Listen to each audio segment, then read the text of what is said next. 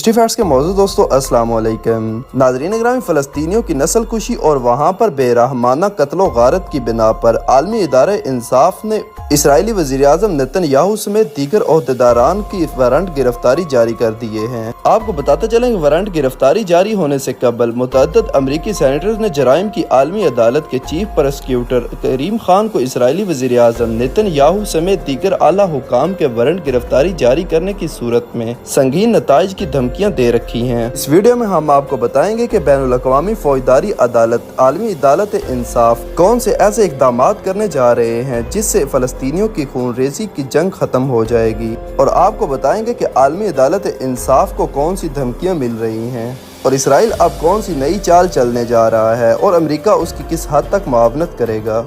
आप अगर चैनल पर नए हैं तो आपसे गुजारिश है कि चैनल को सब्सक्राइब कर लें, जबकि वीडियो को आखिर तक जरूर देखें। नाज़रीन ग्रामी, बैनुल अक़वामी फौजदारी अदालत के प्रोसिक्यूटर ने कहा है कि अब तक दस्तयाब शवाहिद की बुनियाद पर वो इस नतीजे पर पहुंचे हैं कि वो इसराइली वज़ीर-ए-आज़म नेतन्याहू और इसराइली वज़ीर दिफा योआव गैलेंट जंगी जराइम में मुलव्वस हैं, इसलिए वो उनको बाज़ाब्ता गिरफ्तारी के लिए वारंट हासिल करने का इरादा रखते हैं। उन्होंने ये बात पीर के रोज़ कही। आपको बताते चलें 7 माह से ज़ायद अरसे से गजा में इसराइली जंग जारी है और इस दौरान इसराइली फौज ने गजा की बदतरीन तबाही करते हुए ना कोई घर छोड़ा है, ना अस्पताल, हत्ता के कब्रों तक को उखाड़ फेंका है और बेघर किए हुए लाखों फ़लस्तीनियों को फौज नाकाबंदी में रखते हुए उनकी खुराक की तरसील में भी रुकावटें डाली हैं, जबकि अक़वाम मुत्तहिदा के मुताबिक एक इंसानी साख्ता कहत भी गजा पर मुसल्लत कर दिया गया है। गजा में जारी 7 माह से जायद की जंग के दौरान गजा में हलाक होने वाले 35,000 फ़लस्तीनियों में बड़ी तादाद औरतों और बच्चों की है, मगर एक तादाद ऐसे फ़लस्तीनियों की भी है जो भूख को हथियार के तौर पर इस्तेमाल करते हुए मौत का शिकार बनाए गए हैं।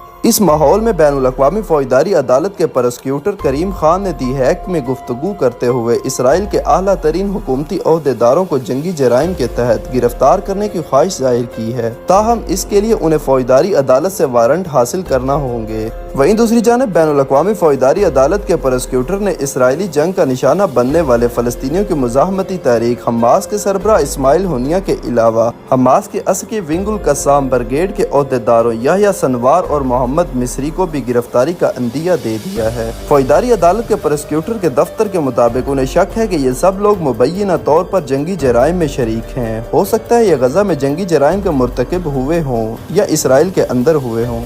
वाज़ेह रहे कि प्रोसिक्यूटर को इसराइली वज़ीर-ए-आज़म नेतन्याहू और योआव गैलेंट समेत जंगी जराइम के इल्ज़ाम में मतलूब तमाम अफराद की गिरफ्तारी के लिए फौजदारी अदालत से बाकायदा दरख्वास्त करना होगी, जो 2 माह तक इस पर गौर करने का इख्तियार रखती है। इसके बाद फैसला होगा कि किसे गिरफ्तार किया जाए और किसे न किया जाए। ताहम ये इम्कान पक्का है कि इस दौरान रफ़ा में भी इसराइली फौज को सफाई का पूरा मौका मिल जाएगा, लेकिन दूसरी जानब इसराइल की तरफ से फौरी तौर पर तो कोई रद्द अमल नहीं आया। ताहम इसराइली हुकूमत और ओहदेदार पहले से ये राय जाहिर करते रहे हैं कि इसराइल ने फौजदारी अदालत के दायरेकार को तस्लीम करने से बचने के लिए इसकी रुकनियत ही नहीं ली थी, इसलिए उन पर फौजदारी अदालत का हुक्म कैसे चलेगा। इसराइली ओहदेदार ये भी कहते हैं कि वो गजा में जो भी कर रहे हैं उसमें कुछ गलत नहीं है, बल्कि बैनुल अक़वामी कानून के मुताबिक है, इसलिए फौजदारी अदालत की मुदाखलत कैसी। मगर बाज़ माहिरीन का ख्याल है कि इसके बावजूद इसराइली वज़ीर-ए-आज़म और वज़ीर दिफा की बैरूनी दौरों में मसाइल आ सकते हैं। ये अपनी जगह हकीकत है कि अभी मामलात के आगे बढ़ने में फौजदारी अदालत की सतह पर भी काफी वक्त दरकार होगा।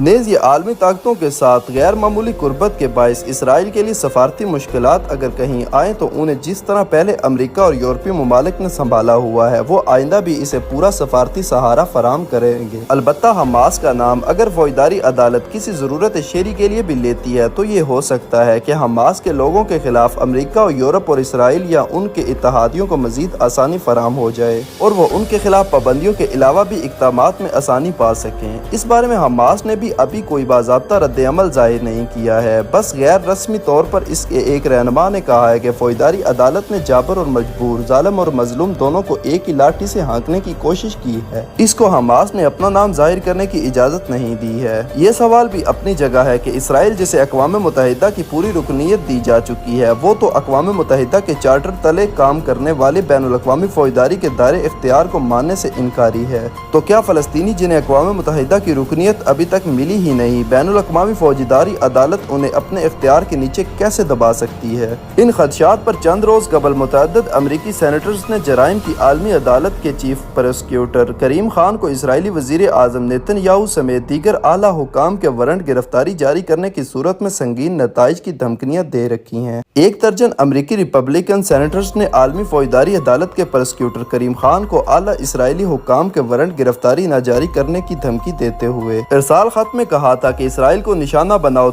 हम तुम्हें निशाना बनाएंगे। इस तरह के इक़दामात गैर कानूनी और बिला कानूनी बुनियाद हैं और अगर ऐसा किया गया तो इसका नतीजा तुम्हारे खिलाफ और तुम्हारे इदारे के खिलाफ सख्त पाबंदियों की सूरत में निकलेगा, जिससे आप अंदाजा लगा सकते हैं कि अमेरिका किस हद तक इसराइल का हिमायती है। सेनेटर्स ने खत में इल्जाम लगाया था कि ICC इसराइल को अपने खिलाफ ईरानी हिमायत याफ्ता जारियत करने वालों के खिलाफ अपने दिफा के लिए जायज इक़दामात करने पर सजा देने की कोशिश कर रही है। दर हकीकत आपके अपने अल्फाज में आपने 7 अक्टूबर के हमलों के बाद इसराइल में हमास की जानिब से जुल्म के मनाजिर देखे हैं। अमरीकी सेनेटर्स ने लिखा था कि ये गिरफ्तारी वारंट ICC को दहशतगर्द के सबसे बड़े रियासती सरपरस्त और इसकी प्रॉक्सी के साथ जोड़ देंगे। वाज़ेह रहे कि हमास की दहशतगर्दी और इसराइल के जायज रद्द अमल के दरमियान कोई अखलाकी मुसावात नहीं है। सेनेटर्स ने लिखा था कि आपने खुद कहा कि इसराइल के पास तरबियत याफ्ता वकील हैं जो कमांडरों को मशवरा देते हैं और इसके पास आलमी इंसानी कानून की तामील को यकीनी बनाने के लिए एक मजबूत निज़ाम है। वारंट जारी करके आप इसराइल के कवानीन, निज़ाम कानून और जमहूरी तर्ज हुकूमत पर सवाल उठा रहे हैं। खत में मजीद कहा गया कि तुम्हें खबरदार कर दिया गया है कि अगर आप रिपोर्ट बताए गए इक़दामात करते हैं तो हम ICC के लिए तमाम अमरीकी हिमायत ख़त्म करने, आपके मुलाजमीन और आपसे मुंसलिक अफराद पर पाबंदी लगाने और आप और आपके अहल खाना के अमरीका में दाखिले पर पाबंदी के लिए इक़दामात करेंगे। वाज़ेह है कि इसराइली आदाद शुमार के मुताबिक 7 अक्टूबर को होने वाले हमास के हमले में तकरीबन 1200 अफराद हलाक हो गए थे। इसराइली फौज के दावे के मुताबिक 20 अक्टूबर को गजा पर पहली ज़मीनी कार्रवाई के बाद तनाज़े में अब तक 634 से ज़ायद इसराइली फौजी मारे जा चुके हैं।